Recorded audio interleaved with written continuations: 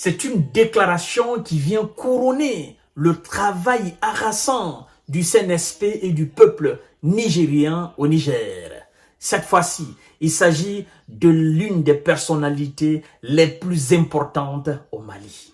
Vous ne le connaissez pas certainement publiquement, mais c'est l'un des hommes les plus importants sous cette ère.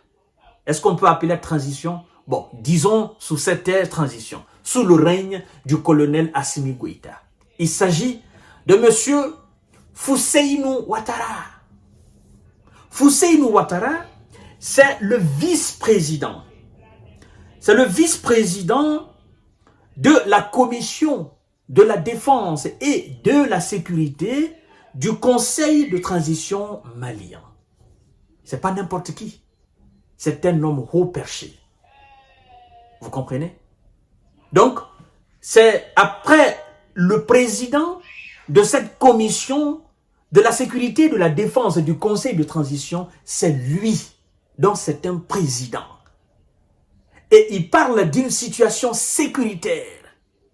Il a fait, n'est-ce pas, le résumé du retrait des forces armées américaines au Niger, mesdames et messieurs, en 2-3 phrases. Mais ça veut dire tout. Là, il dit là, c'est que bon nombre disent, bah, nous sommes dans une période de vérité. Nous sommes dans une période de dignité. Nous sommes dans une période de souveraineté. Nous sommes dans une période d'indépendance. Nous sommes dans une période d'intégrité africaine. Oui, comme le disait Ahmed Sékou Touré, nous préférons la liberté dans la pauvreté, à l'opulence, la richesse dans l'esclavage. Nous préférons aujourd'hui dire la vérité, nous débarrasser une fois pour toutes du mensonge, nous débarrasser une fois pour toutes de la peur, parce que la peur c'est l'ennemi de l'homme. Nous préférons dire aujourd'hui à ceux qui prétendent être des puissants de ce monde, leur dire la vérité, ça fait rougir les yeux, mais ça nous permet d'être libres, ça nous permet de s'imposer. Parce que notre souveraineté, nous devons l'imposer. Ce n'est pas quelqu'un qui doit nous donner notre indépendance encore, mais notre souveraineté. Souveraineté, qu'elle soit territoriale ou pas, nous devons l'imposer. Et nous devons l'imposer à travers nos moyens. Nous devons l'imposer par tous les moyens. Monsieur le vice-président, alors, mesdames et messieurs, voici ce qu'il dit par rapport au comportement de Wiza à travers le monde entier. Waouh! Incroyable! C'est une déclaration très forte. Il dit, je cite, « La présence des Wiza au Niger n'a pas servi les Nigériens, n'a servi ni à combattre les terreaux, ni à aider le pays à se développer, » a expliqué M. Fousseynou Ouattara. Il va plus loin pour dire ceci, mesdames et messieurs. Les Wiza veulent toujours imposer, veulent toujours s'imposer, toujours dicter leur volonté aux uns et aux autres. Désormais, le vice-président nous dit, désormais, remis aux autorités nigériennes, parlant de ces bases, la base pourra servir à accueillir nos partenaires qui nous aident sur plusieurs plans, poursuit-il. Il continue, je cite, en disant ceci. Je suis sûr que cette place ne sera pas vide. C'est avec plaisir que je verrai les techniciens et les assistants qui sont prêts à accepter nos conditions pour collaborer dans le domaine de la défense, dans le domaine militaire, a indiqué le vice-président, M. Ouattara. Mesdames et messieurs, quand il dit « J'en suis sûr et convaincu » que des techniciens débarqueront là, au niveau de ces bases qui reviennent dorénavant aux autorités nigériennes et au peuple nigérien. Ces techniciens, j'en suis sûr qu'ils vont débarquer et ils vont nous aider. Ils vont nous aider tout en acceptant nos conditions. C'est une question de conditions maintenant. Et plus loin d'ailleurs, quand on remonte dans sa déclaration, il a dit là ce que nous avons dit sur les réseaux sociaux, sur nos plates d'information, et que bon nombre ont peur de dire. La question est, qu'est-ce que la présence de ces gens a servi au peuple nigérien? Qu'est-ce qu'ils ont changé dans la vie du peuple nigérien? Quand ils parlent d'aide, 50 millions de dollars, 500 millions de dollars pour le développement, nous avons coupé. Depuis qu'ils ont coupé leurs 500 millions là, est-ce que le Niger a cessé de vivre?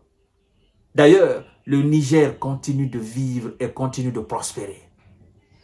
Mesdames et messieurs, souvent, il faut se débarrasser de la peur. Il faut se débarrasser du complexe d'infériorité.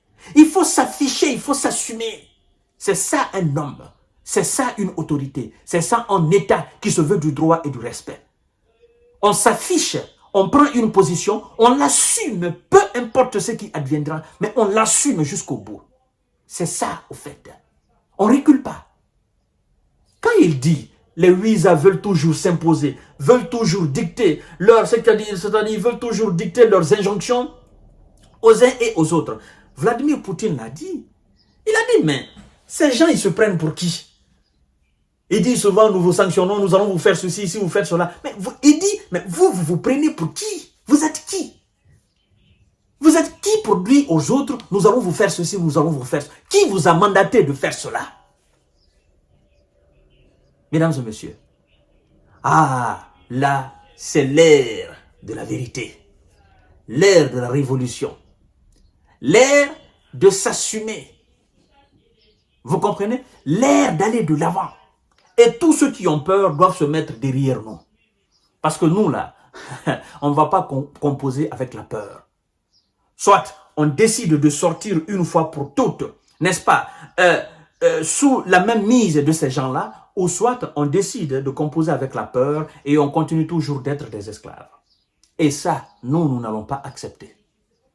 La jeunesse africaine d'aujourd'hui ne va pas accepter la domination, quelle que soit sa forme.